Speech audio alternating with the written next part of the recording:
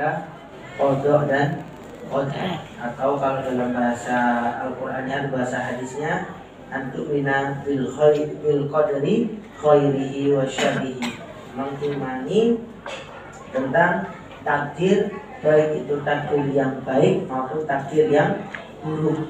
Nah, tapi sebelum kita masuk ke sana, apakah ada pertanyaan tentang materi-materi sebelumnya, atau adakah pertanyaan yang lain meskipun tidak berkaitan dengan materi sebelumnya? Lanjut. Tidak ada? Baik, kalau tidak ada maka saya lanjutkan materi ini. Nah, ini saya takut sebetulnya menyampaikan materi ini kalau tidak sampai tuntas. Karena kalau sampai waktu kita cuma 15 menit, kalau sampai tidak selesai nanti takutnya timbul pertanyaan.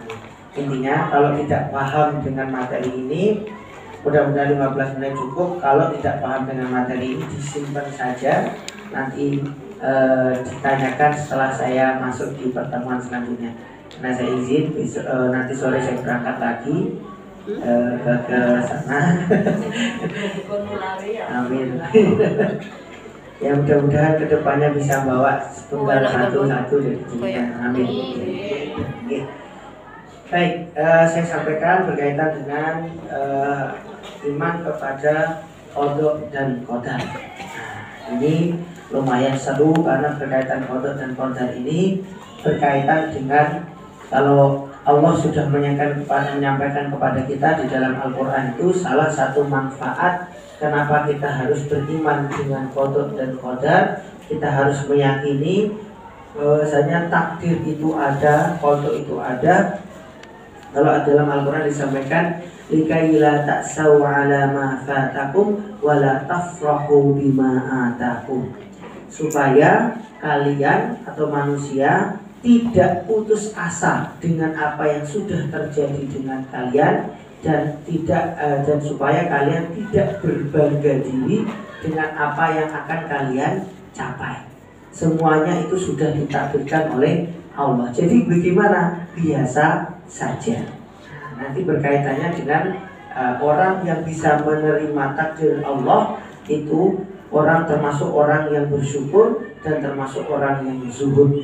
Nah, bahasa zuhud itu kalau Umar bin Khattab mengatakan mereka yang tidak bangga dengan apa yang mereka dapatkan atau kelebihan yang mereka dapatkan, ya biasa saja, dan dia juga tidak bersedih dengan apa yang mereka kehilangan atau yang mereka hilangkan atau mereka kehilangan sesuatu darinya. Nah, ini berkaitan dengan qada dan qadar. Jadi kalau kehilangan dia tidak bersedih terlalu berlebihan, kalau dia mendapatkan sesuatu dia juga tidak senang terlalu berlebihan. Jadi biasa saja. Kalau bahasa Al-Qur'an itu tadi, likai la tafrahu likai la ta'saw bima fatakum wa la tafrahu bima atakum. Oke. Kemudian ini juga berkaitan aku ini sudah masuk belum ya? Iya. Termasuk seperti itu. Saya juga belum ke rumah beliau karena kesibukan saya. Kemarin dapat kabar hari Selasa kemarin saya Pak Haji ke sana ya. Hari Selasa kemarin berada di sana, saya nitip air zam-zam, nitip doa. Tapi qadarullah semuanya sudah ditakdirkan Allah.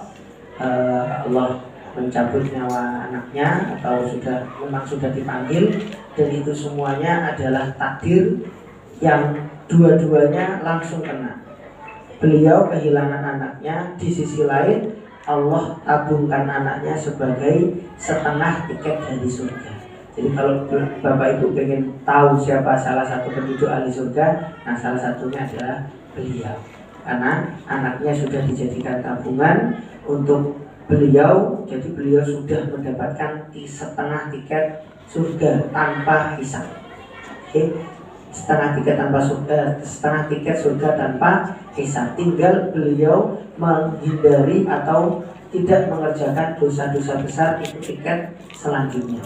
Nah, setengahnya sudah dikabulkan lewat anaknya itu. Jadi barang siapa umat Islam ini yang memiliki anak di bawah umur atau di bawah sebelum balik atau bahkan di dalam kandungan, kalau dia sudah bernyawa kemudian Allah panggil dia, Allah ambil anak itu, maka digantikan oleh Allah sebagai tiket surga. Tinggal dia menghilangkan atau tidak mengerjakan dosa-dosa besar di sisa hidupnya, maka dia sudah dijamin oleh Allah masuk surga tanpa hisab, langsung tanpa hisab, tanpa melalui timbangan. Itu salah satu contoh dari qada dan takdirnya Allah. Allah sudah mentakdirkan itu sudah sangat jauh, sudah sangat lama, bahkan sebelum Bu Eni, bukan Bu Eni yang ini, satu lagi. Terus apa bedanya qada dan qadar? Nah, paling sering ini orang-orang itu berselisih paham. Apa sih bedanya qada dan qadar? Nah, memang ulama sendiri juga tidak tahu apa perbedaan dengan qada dan apa perbedaan qada dan qadar. Ada yang mengatakan qada dan qadar itu sama-sama saja, hanya berbeda bahasa.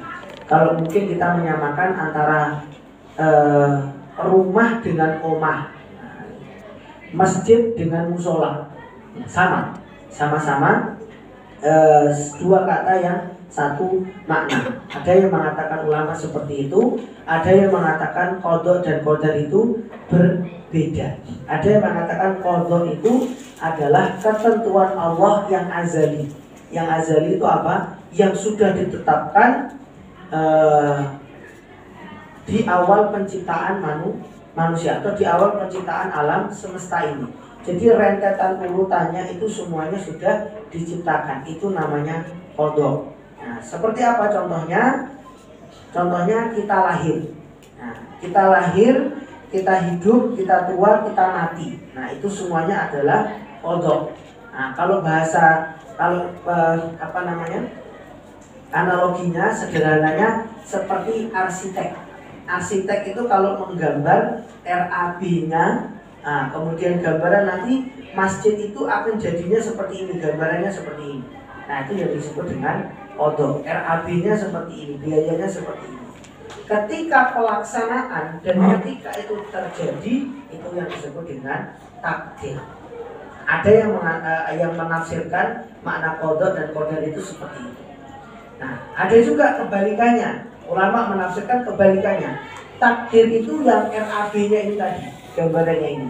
Qada itu yang kalau sudah jadi, kalau sudah dikerjakan, itu baru namanya qada. Jadi mana yang benar? Nah, tidak ada yang benar.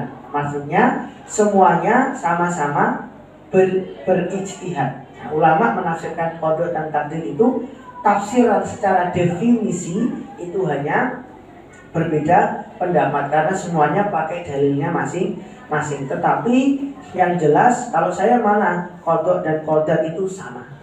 Qada dan qadar itu sama. Dia kalau menjadi satu, dia maknanya sama. Kalau dia sendiri-sendiri, dia berbeda. Baik. Sekarang manusia ini kalau ditakdirkan atau semuanya sudah diciptakan, di dalam Al-Quran dikatakan wallahu khalaqakum wa ma taf'alun. Allah itu yang menciptakan kalian dan apa yang kalian perbuat. Jadi yang diciptakan oleh Allah itu bukan hanya kita, tapi perbuatan kita itu juga ciptaan Allah. Itu semuanya adalah takdirnya Allah. Allah sudah tahu apa yang akan kita kerjakan setelah ini. Loh, berarti manusia ini terpaksa dong. Nah, ini yang harus difahami. Jangan sampai kita salah faham, ya? Jangan sampai salah faham. Nah, sini saya analogikan seperti ini, ya.